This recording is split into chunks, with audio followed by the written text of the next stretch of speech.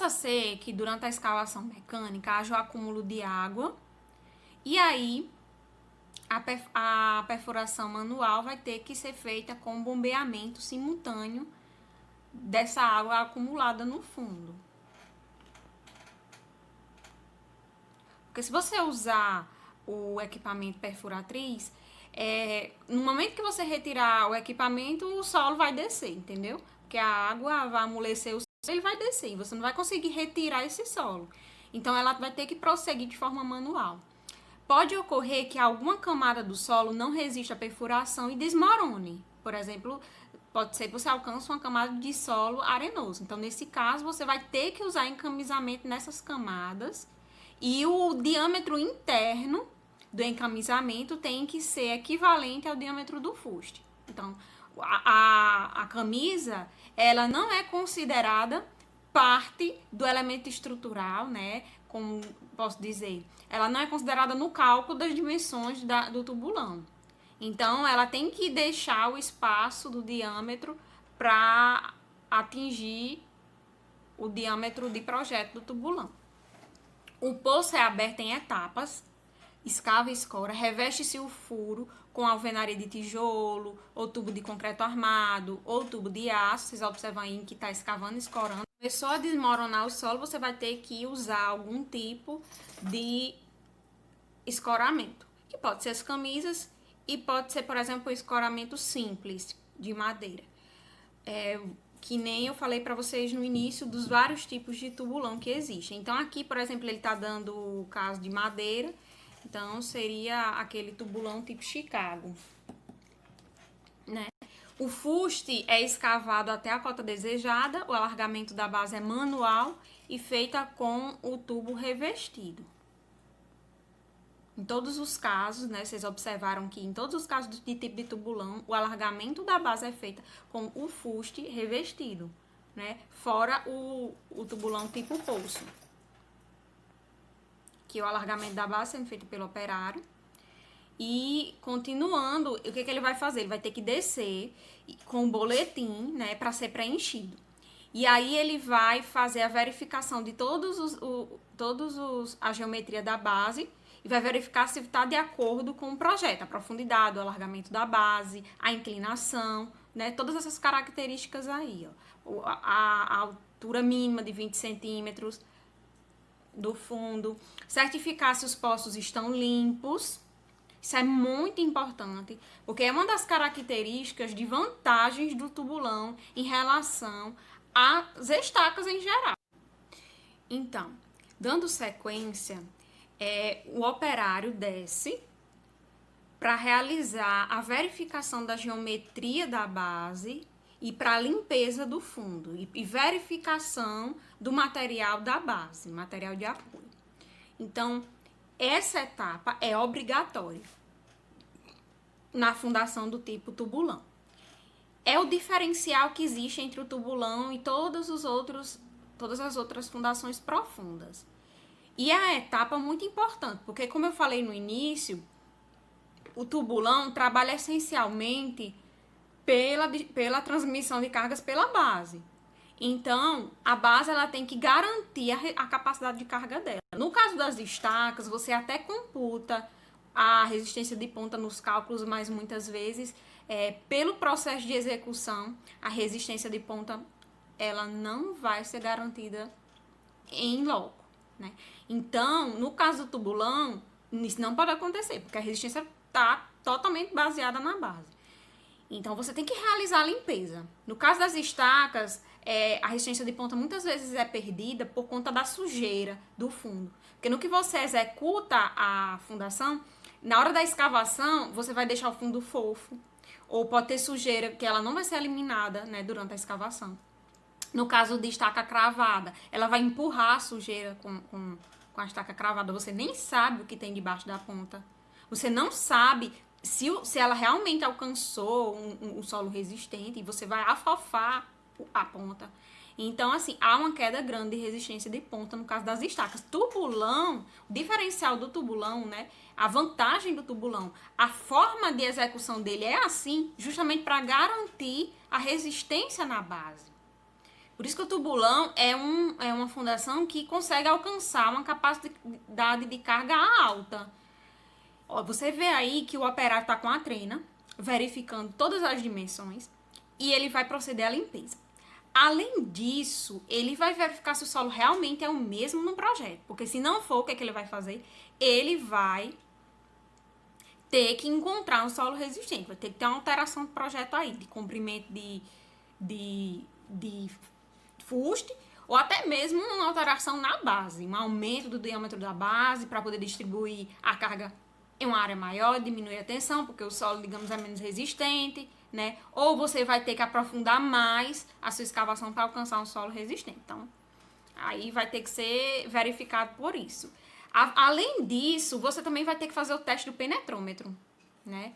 De barra manual, que é esse aí que vocês estão observando, que ele está realizando, por exemplo, dando um exemplo, dentro do laboratório, ele está verificando a resistência aí do concreto.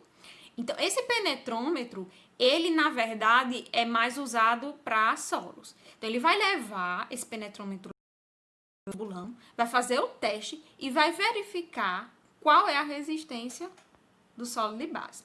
E aí, é um modelo do boletim de liberação da base. Logo após a verificação da base, tem que ser realizada a concretagem. Então, vocês observam aí que eles começaram a colocar as armaduras, se for necessário, né, se for um tubulão com armadura até na base, vai colocar. Como eu falei para vocês, se o tubulão for sujeito a flexocompressão, vai ter armadura ao longo do fuste. Se não, vai ter pelo menos no topo, né, para fazer a amarração com o pilar. Então, coloca a armação aí. Eu até queria citar para vocês como que a armação é feita no caso de ter armadura de flexocompressão. Como que ela é feita? No caso de tubulões lá na base, você não vai conseguir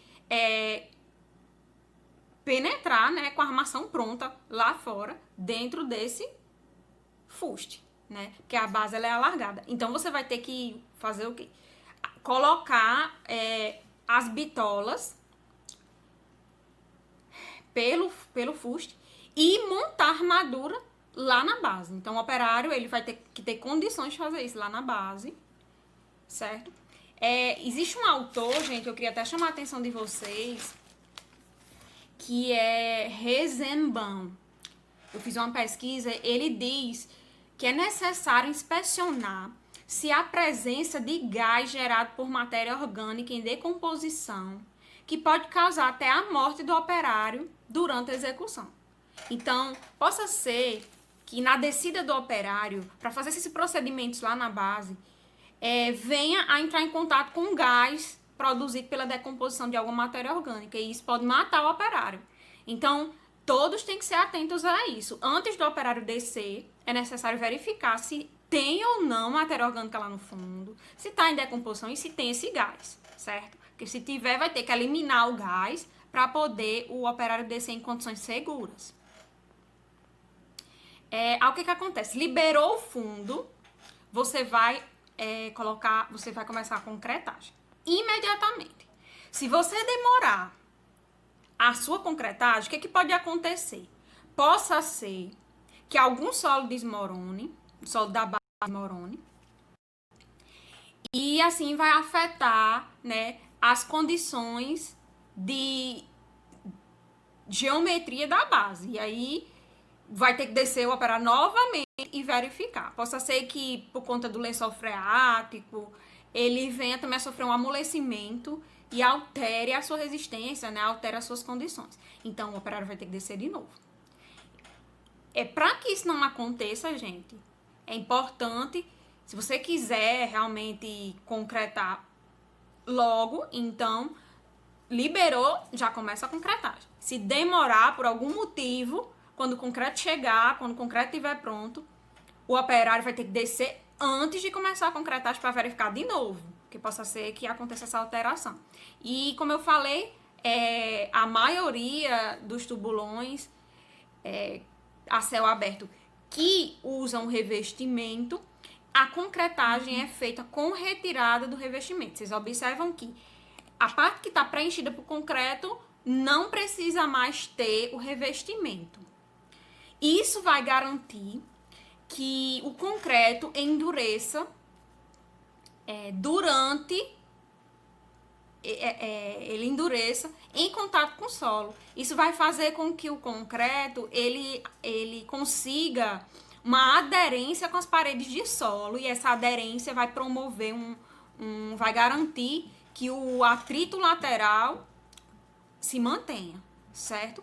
E outra, se é um revestimento recuperado, você vai ter que tirar durante a concretagem, né? Senão, quando o concreto endurecer, ele vai se agarrar no revestimento, você não vai conseguir mais tirar o revestimento, né? Você vai fofar a parede do solo, você pode prejudicar o material do seu tubulão, certo, gente? Então, se ele for recuperado, você vai ter que tirar durante essa concretagem. Lembrando que você só vai poder retirar no nível do concreto, né? Não deixar também as paredes do solo desmoronarem e entrar no concreto, porque isso aí é de concretagem. Ó, como vocês observam aí na imagem, houve o desmoronamento de terra e isso afetou o cobrimento do aço, como também afetou as dimensões do concreto. Então, vai alterar a geometria, vai afetar totalmente a resistência do tubulão, certo? Por conta disso, né, a norma prevê que é necessário usar o funil do tipo tremonha, que é um funil que possui esse tubo que vai entrar pelo fuste para poder, durante a queda do concreto, ele não vinha bater no solo e derrubar solo, certo? E desmoronar parte do solo. Então, o funil tremonha, ele vai entrar dentro do fuste e vai permitir que a altura de queda seja menor do concreto, né? Para não esbarrar nas paredes do solo. Aqui está dizendo, ó, que o comprimento tem que ser de 5 vezes, o comprimento de queda tem que ser de 5 vezes o diâmetro. Então, isso vai evitar a segregação do concreto e também que o concreto bata nas paredes do tubulão e se misture com a terra. Se não usar concreto autoadensável, é conveniente a interrupção da concretagem de tempos em tempos para que o funcionário desse espalhe o concreto. É necessário que a gente utilize um concreto de 60 milímetros de slump, que é o concreto autoadensável, né? O adequado para tubulões. Porque senão, se não garantir isso, ele vai ter que descer para fazer o espalhamento do concreto. Aí, ó, mostrando o mangote e a bomba, por exemplo, que pode ser o funil tremonha e pode ser com essa bomba e mangote, braço de mangote. Vocês veem aqui, ó, logo após o término da abertura da base, inicia esse processo de concretagem. E a distância, né, de 2,5 metros. Ó, executando aqui a concretagem. Do jeito que ele tá fazendo aqui, nessa imagem, à direita, ele tá esbarrando nas paredes da escavação. Então, aí vai ter mistura de concreto. Então, tem que ter muito cuidado com isso aí, não pode. Ele teria que usar funil. Aqui ele tá usando funil, ó. Ter cuidado. Se tiver um tubulão curto, tudo bem, mas se o tubulão for profundo, ele teria que ter um tubo aqui, né? O mangote para poder não ter a queda do concreto. A ferragem, ó. Então, se solos forem instáveis, vai ter que injetar nata de cimento nas paredes da escavação e nas paredes, principalmente da base, porque você não tem revestimento na base. Então, você vai ter que injetar nata de cimento para promover a contenção dessas paredes, elas não desmoronarem. Ou você vai usar um escoramento, como a gente já vem tratando, e o tempo entre o alargamento da base e a concretagem tem que ser menor do que de 24 horas. E inspecionar sempre antes da concretagem. Antes da concretagem tem que haver inspeção e liberação. Essa liberação para a concretagem é obrigatória pela norma. No alargamento da base, você vai ter que ter alguns cuidados, por exemplo, ainda, do tratamento na cabeça do tubulão, limpeza no fundo da escavação, concretagem com calha ou tremunha, evitar choque do concreto com armadura para não ter a segregação, e para não prejudicar a segregação, desculpa, e a execução simultânea de tubulões muito próximos, evitar. A norma até diz que durante a execução de tubulões, você não pode começar pelos tubulões mais curtos, de comprimento mais curtos. Certo? Por quê? Porque na hora que você for executar o tubulão mais profundo, o tubulão mais curto pode afetar a resistência das paredes do tubulão profundo. Então você tem que executar primeiro os profundos e, por último, os mais curtos. Nessa sequência. Vocês veem aqui na imagem também, ó, a distância mínima entre eixos dos tubulões. Aqui eu coloquei 2 vezes a maior dos diâmetros, mas já a norma atualizada diz que é 2,5 vezes. Eu gostaria de chamar a atenção para alguns pontos também do autor, por exemplo, Tateoka. Ele diz que antes de começar a execução das fundações por tubulão, é necessário que o projetista ou o responsável técnico faça um poço preliminar para inspecionar a situação real do solo e manter em média 24 horas esse poço para observar a estabilidade da escavação. Vocês observam também na imagem que a altura máxima da base é de 2 metros. Também, gente, tem um ponto aqui muito importante que eu fiz anotação, que é de que é necessário, depois de executar todos os tubulões, deles terem endurecido, é necessário verificar como eles ficaram. E é obrigatório que pelo menos faça a verificação de, no mínimo, 1 tubulão por obra. Certo? Eu também queria chamar a atenção para a questão de que os tubulões aqui no Brasil tem essa nomenclatura, no caso de ter a obrigatoriedade de descida de um profissional, né, para realizar essa inspeção do fundo. Só que esse procedimento é muito perigoso, né, tem muitos riscos, mas o engenheiro tomando todos os cuidados, né, da norma, só se houver um incidente, né, que a gente não conseguiu evitar, né, um incidente, uma surpresa, mas tem todo um cuidado que a norma exige, a NR15. Só que o que está acontecendo? O uso de tubulões no Brasil está sendo reduzido porque a norma, a NR15, está impondo cada vez mais dificuldade, mais regras de segurança. E isso está tornando o trabalho de tubulões muito difícil. Eu não sou contra, de jeito nenhum. A gente não é contra, né, a NR15, até porque é uma norma de segurança. E é necessário, eu considero que é necessário todas as exigências na NR15, que é para manter a segurança dos operários, né? Mas lá no exterior não existe esse tipo de fundações. Eles consideram tubulões lá como estacas escavadas de grande diâmetro, certo? Ela tem essa nomenclatura só aqui no Brasil.